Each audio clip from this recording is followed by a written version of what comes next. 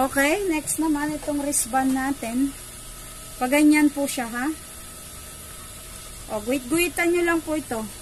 Guhit-guhitan nyo lang po yung dito sa wristband natin. Ayan. Guhit-guhitan lang po, ha? Guhit-guhit.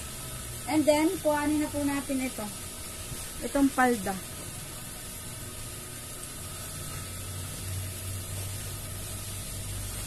O. Dito tayo mag-uumpisa, syempre, sa likod.